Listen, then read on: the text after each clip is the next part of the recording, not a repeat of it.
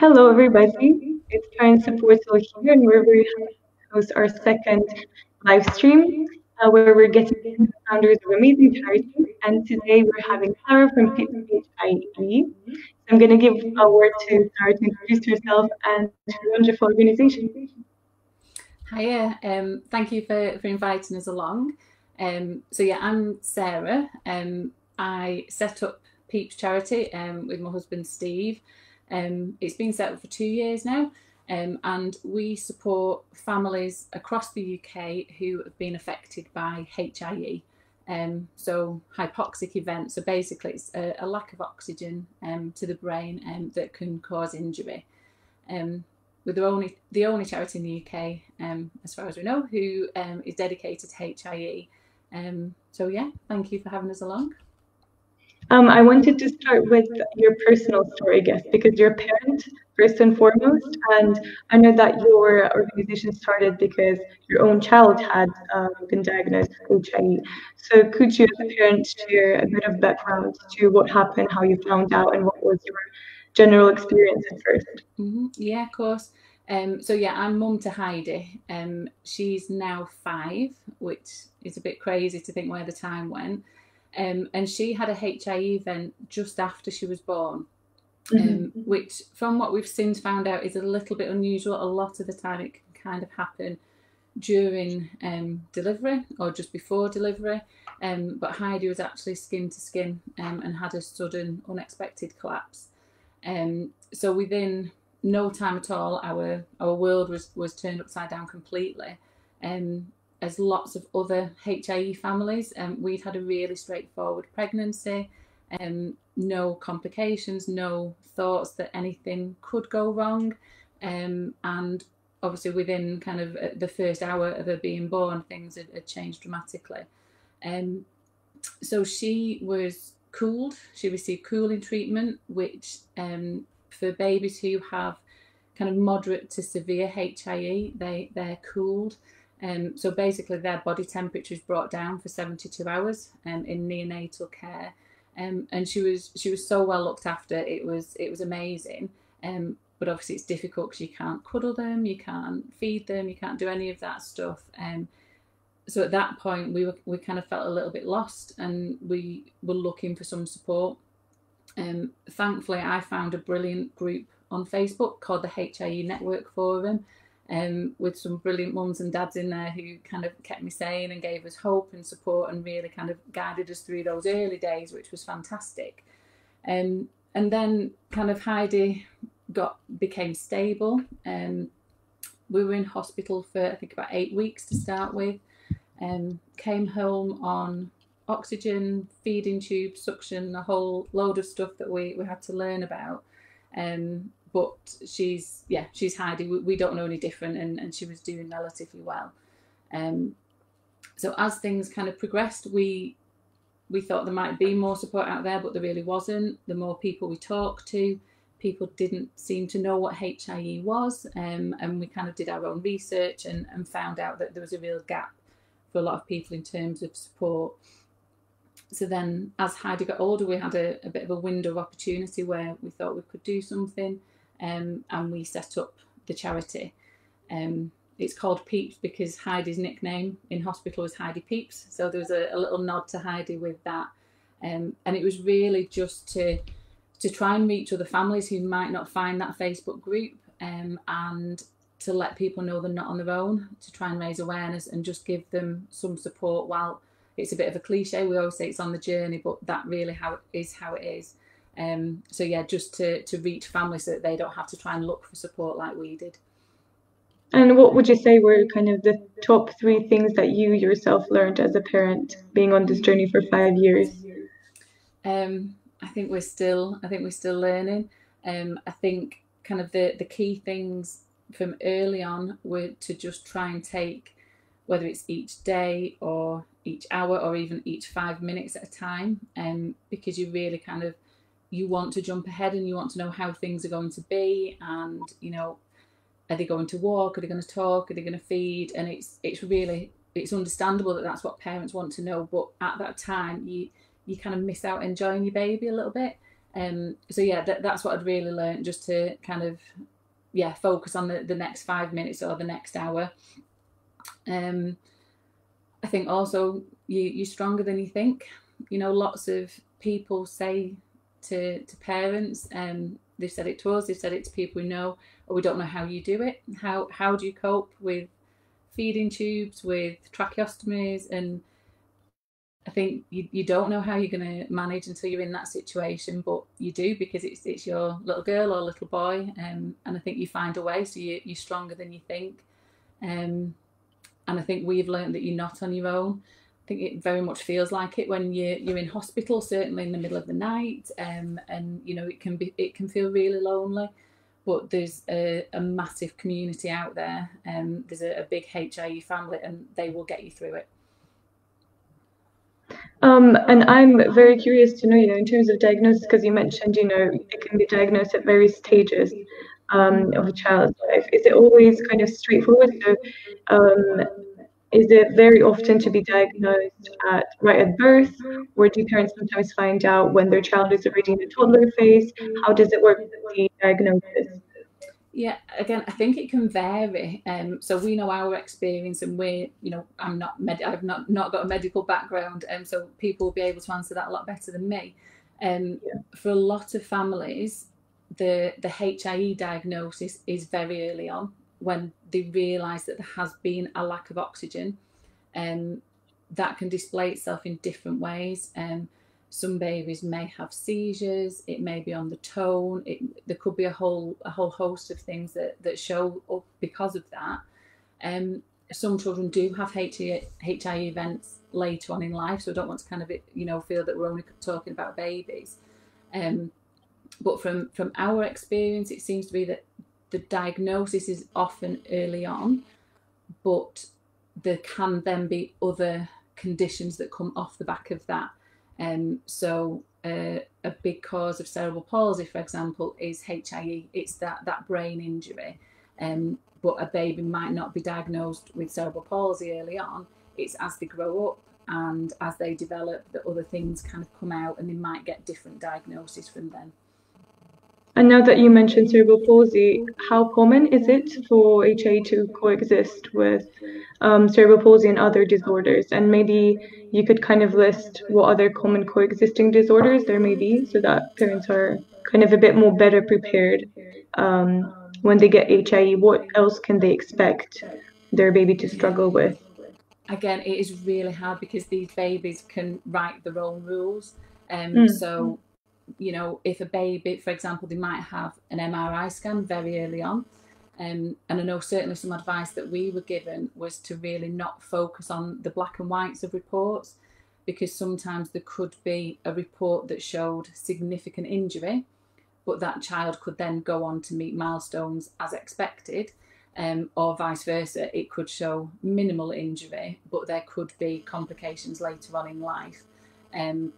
So cerebral palsy, my understanding is that yes, HIE is one of the most common causes of cerebral palsy, but the two don't have to go in hand. Some children may have a HIE event and not have any complications or any conditions following that. It varies massively, and I think that is one of the really difficult things for parents sometimes, because at the start of your journey you can't predict the future, and that's what you want to know. But we always say kind of these babies will write their own rules, and they can be pretty amazing. So let's say a child was diagnosed with HIE. So what is some primary lifestyle modifications that a parent can expect if they haven't dealt with any type of disability before? What is kind of the preparation process that they can take early on? Yeah, I think, again, it does vary massively depending on the child. So our personal experience is that Heidi was HIE grade 3. So it's graded level 1, 2 and 3, where 1 is mild, then moderate, and then 3 is severe. So Heidi does also have cerebral palsy. She's non-mobile, she's non-verbal, so she's a full-time wheelchair user. She relies on us or other carers for moving her around, making sure she's comfortable. She's tube fed, so she has a gastrostomy, so a tube that goes straight into her tummy. And we're just moving on to a blended diet now, so she's having kind of real food, but blended and into a tube. And Heidi also has a tracheostomy, so to help her with her breathing because her airway was quite floppy.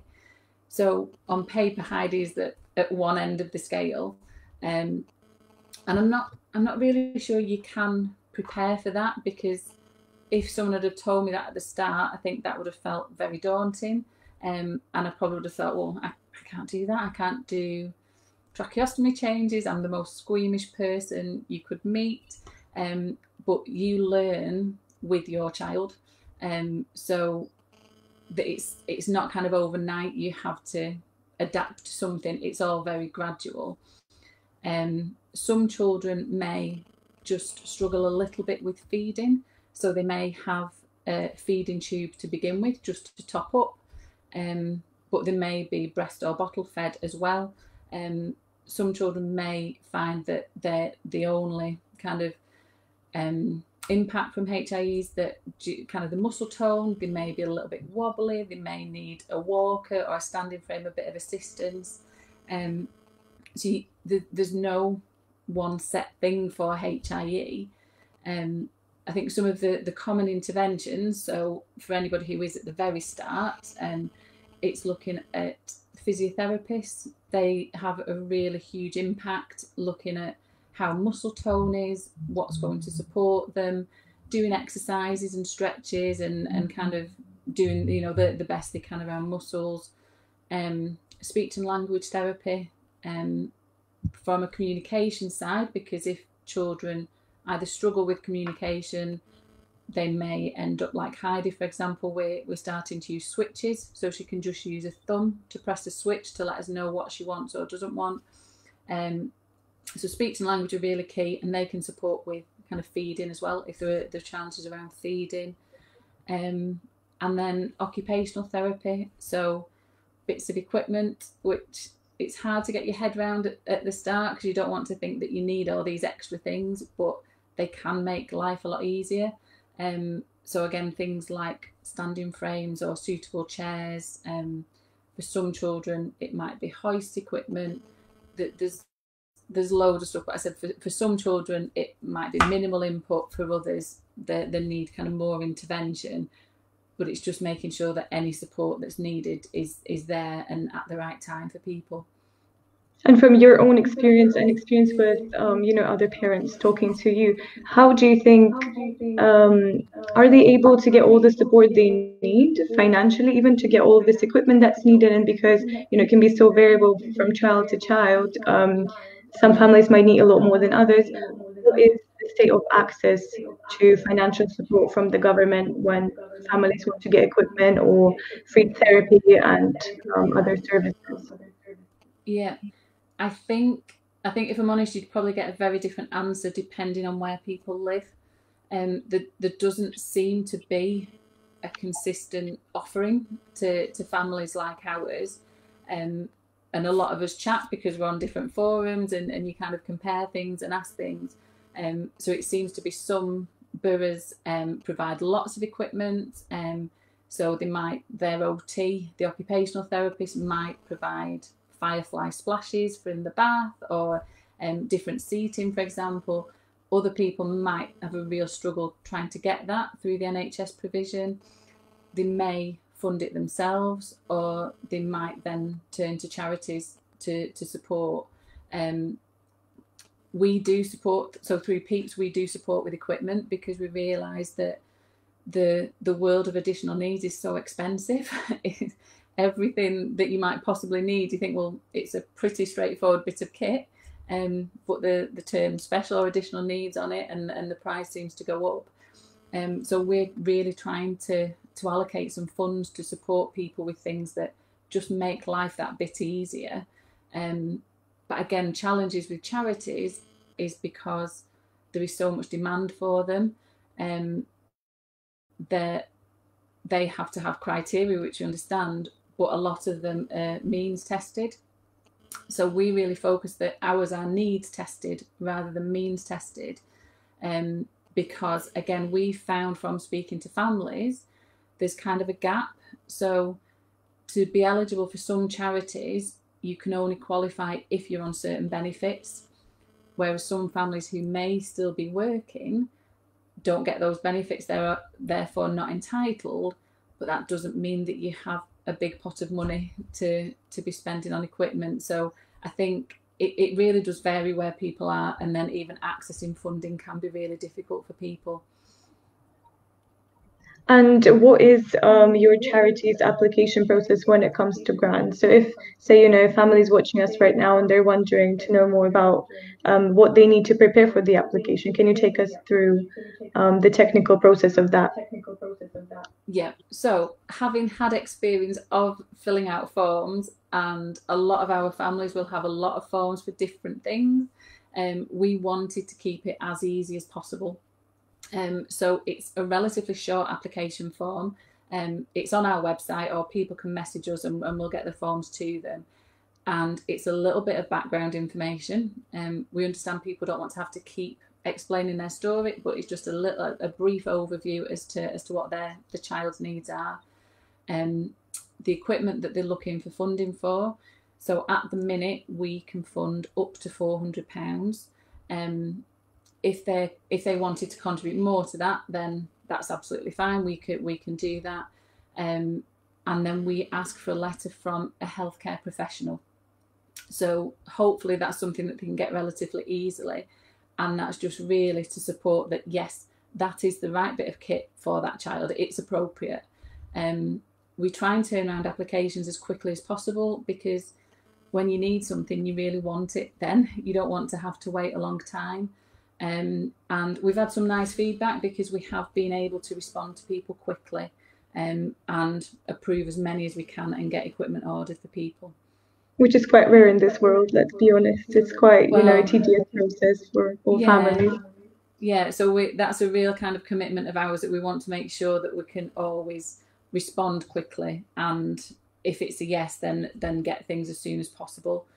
If for any reason we couldn't support with something, we'd always look at other places that might be able to offer it for them. So we would never just say no to someone, and we'd always look at how we could best support. And moving away from financial support, because that's very important, but you already mentioned community yourself, and other aspects that family are looking to get help in. I'm wondering, what are some things that parents in your community are struggling with the most, or the most popular concerns for parents who have HIE children? I think it probably differs depending on how old the child is, because obviously there's HIE families who've got children kind of 10 and into the teens, and there's children, babies right at the start of the journey. I think a difficulty for people at the start is kind of finding somewhere where they feel they might fit in. So going to parent and toddler groups, if your child's experienced a HIE event, that can be traumatic for the mum or dad, and that sometimes, almost regardless of the outcome, that it still has an effect on people.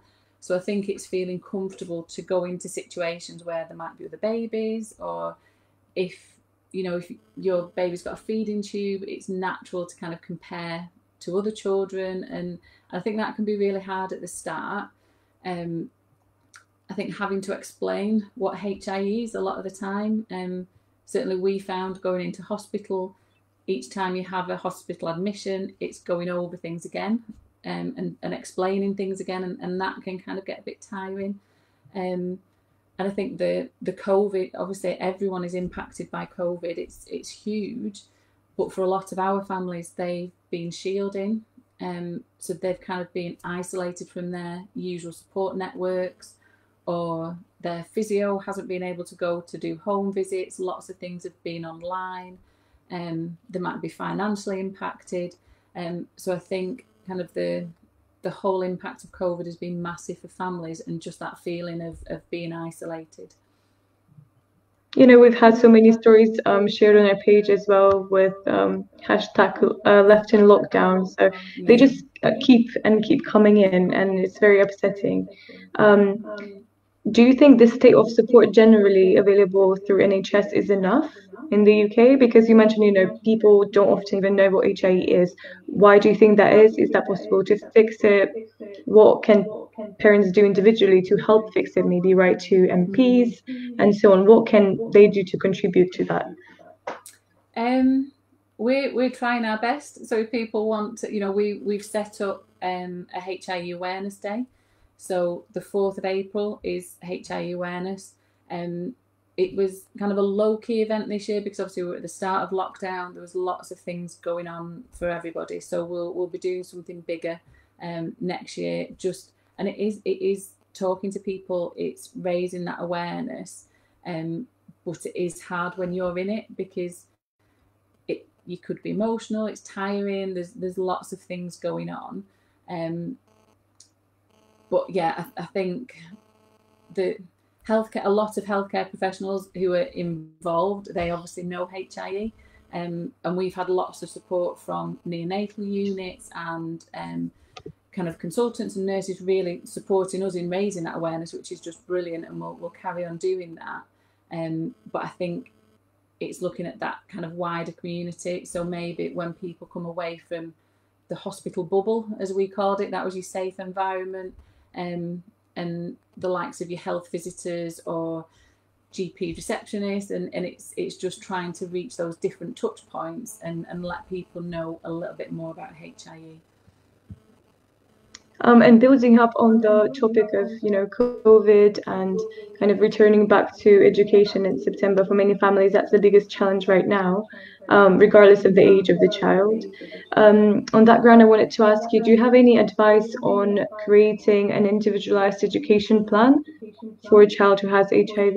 And what's your outtake on this plan? Is it necessary? When should you think about creating one, and so on? Mm-hmm. Again, I think a lot of it would depend on that individual's child's needs. For those where you think they do have intervention, so whether it's physios or portage, so the play support, I would recommend that they look at getting things in place as soon as possible, because I think the sooner you have something there, the more prepared that, whether it's the nursery setting or the school setting, can be. And again, it can be hard trying to put an EHCP together because sometimes you feel that the focus is on what your child can't do, but it's really looking at how, as a team, can you get your child to the best of their potential. So it's not being afraid to push for things or to ask for things, whether that's their medical needs, physical needs, kind of emotional needs, and just trying to be as thorough as possible. I think different local councils have different setups, so there's likely to be kind of an SEN, so special educational needs support service, and I think tapping into that as soon as possible, as long as you feel comfortable, that would be my advice, to get the ball rolling sooner rather than later. We were always told you can put loads in, and if you don't need that support further down the line, that's fine. It's easy to take it out again.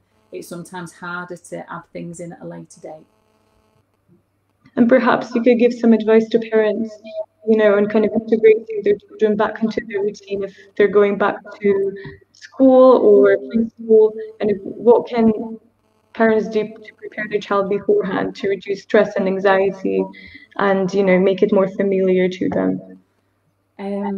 If there's any secret tips to that, I would like to know, because the idea of getting Heidi back to school is going to be interesting. I think she has got used to having cuddles in front of the telly. We've had Fireman Sam, we've had lots of family time, which is lovely. But we appreciate, for some children will be very anxious. It's a big change for adults, and I think we kind of understand what's going on a little bit. We might not always agree with everything, but for children, it's a very different environment for them. I think my advice would just be to take it really slowly and to do what you feel comfortable with. I know there seems to be lots of confusion as to what will happen, what the plans are for getting people back to school. You hear kind of government messages and it'll say all children will go back to school, but we know that we don't fit in that category because Heidi's got a tracheostomy, so you kind of, some people might feel a little bit excluded, and I think it's just taking that support from peers and from your friends and only doing what you feel comfortable with, and when you're ready, just taking really small steps. So just for us, for example, it will be getting back into that little bit of a routine. We've had some lazy mornings, so just getting used to that structure, and just taking really small steps. I think it would be great to have them back in school, but we're also quite apprehensive because we don't know what the numbers are going to do. We don't know how it's actually going to work. So I think there's kind of a lot of anxiety around it. And I think it's, just being kind to yourself, doing what you feel is right, and not feeling like you've got to rush into anything. I wanted to kind of, bring up your website because I'm sure people who wanted to tune into our live last week, they saw the update with the resources page that I linked on our social media, and perhaps they visited your website. And I want to ask a few things. So first of all, what is the box scheme that you are working on now? Because I saw on Twitter that you're sending out parcels to families. And the second thing, what's on in terms of events on Peeps? Do you have any online webinars coming up? Anything online that parents can engage with right now? Okay, fab. So the things that we send out at the minute, we have parent packs. So they're in some neonatal units, or if people haven't had one from hospital and they'd like one, they can just contact us directly. And those packs have just got some kind of comfort items in, so things that you might need if you're in hospital, kind of your water bottles, your lip balms, your hand cream, teas and coffees, little baby grow, a journal, and then some kind of information leaflets. So there are kind of for families at the very start. But because we're trying to grow and we get the families with older children, we asked a few families just kind of what would they like, what would help, and they said actually people wanted a bit of a pamper and a bit of time out, and people have been feeling really stressed. So we did some pamper packs that we sent out to people with kind of a little tutorial so that they could try. It's not always easy to take a little bit of time out for yourself, but we were trying to encourage that. And we've done our little packs of calm as well. So again, tea and coffee, and the Fern Cotton Calm book. Again, it's hard, but trying to remind mums and dads to have that little bit of time for self-care, because you spend so much time looking after your little ones that it's really important. So we're going to carry on looking at that. We've got a few ideas of things to come up that we'll be sending out to families. And if people want to be added onto that, they just need to do a referral form that's on the website. We keep the details, and then we will contact them with any kind of new initiatives that we've got coming up. In terms of events, it's sad because like everyone else, we're really restricted as to what we can do. We would love to meet up, and we would love to do some of the family events that we did last year, but we know for the time being that that's just not possible. So we have spoken about doing some webinars. So like you'd mentioned, again, just to highlight what we can offer, to spread the word a little bit about what we do, and also to ask for feedback, because we're still learning, we're open to ideas, and then as soon as we can do get-togethers, we'll be arranging some meetups for families that I think are really important, so you can kind of have a chat, share your experiences, and just kind of, again, feel that you're not on your own. And we always encourage people not to be shy and engage with different groups on Facebook, including, Parent Suportal and the page of your own charity, because if you cannot get support offline, you can always do online. Sometimes it means even more because you reach more people that are like you. I think we're going to move on to Q&A. If anyone wants to ask any questions right now, you're welcome to do so. We're going to see your questions pop in the chat. So we're going to give you a minute to type them in.